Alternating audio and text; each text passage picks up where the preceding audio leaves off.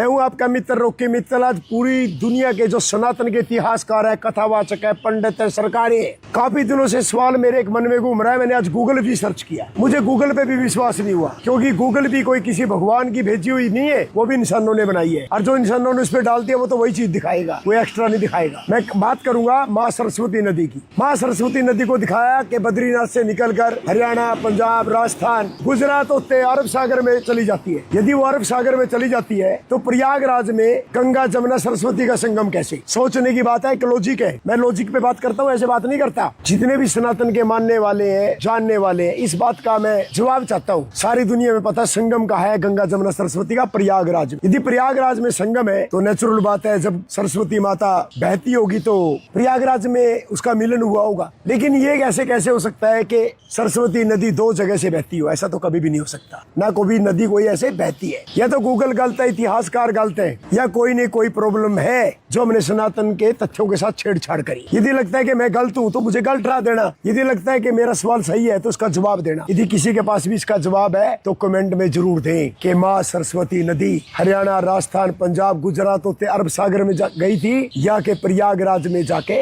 उसका संगम हुआ था। ये पूरी दुनिया से एक सवाल है। जय माँ सरस्वती। जय श्री राम सभी को। मित्तल साहब के कुछ प्रश्न हैं। कुछ क्या, उनका मुख्य प्रश्न ये है कि सरस्वती नदी जो है वो बद्रीनाथ से होती हुई उत्तराखंड के माध्यम से, हरियाणा, राजस्थान के माध्यम से वो अरब सागर में जाकर के मिलती है। अगर वो इस रास्ते से जाकर के अरब सागर में मिलती है तो फिर प्रयागराज के अंदर उस संगम में सरस्वती का क्या रोल है, सरस्वती का वहां कैसे प्राकट्य हुआ, इस विषय पर उनका सवाल है।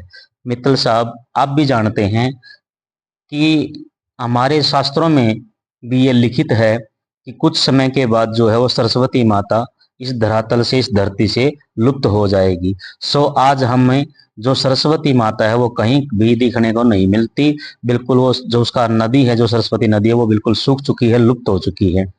पौराणिक मान्यताओं के अनुसार बताएं तो वेदव्यास जी थे जो, उनको सरस्वती का जो प्रभाव था बड़ा तेज था, जो उनको बार बार विचलित कर रहा था उस समय भी। और गणेश जी महाराज की प्रार्थना से भी उस माँ सरस्वती ने अपना वेग था जो वो कम कर लिया था, और उसके माध्यम से ही वो अपना रास्ता पृथ्वी के ऊपर से न बहते हुए धरातल यानी कि पाताल लोक के रास्ते से वहां जाकर के संगम में मिलती हैं।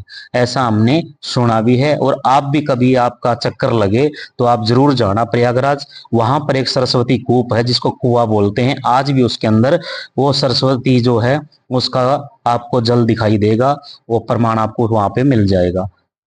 अब आप इस विषय में कहें कि हमें प्रमाण चाहिए या कुछ हमें मिलकर संक्षिप्त में ये चीजें चाहिए कि जिससे सिद्ध हो सके कि भाई वहां सरस्वती का मिलन हुआ था।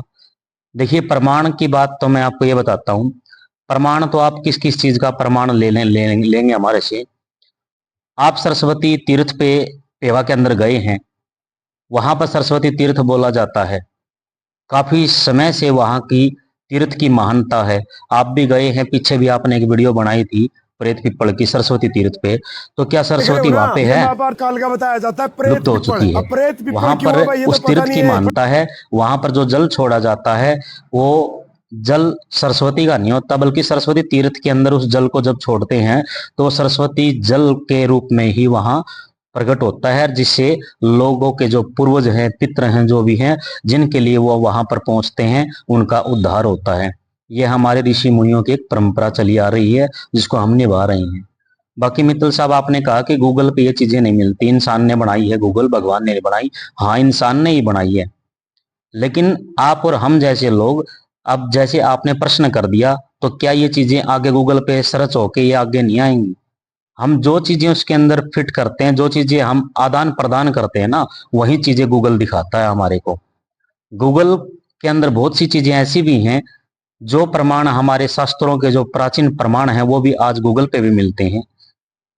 तो मेरा इतना ही निवेदन है मित्तल साहब कि या तो आप अच्छे विद्वान ब्राह्मण से मिलिए, इस विषय में आपको पूरी संक्षिप्त में वो जानकारी देंगे, या एक बार आप जाकर के प्रयागराज के दर्शन करके आ जाएं।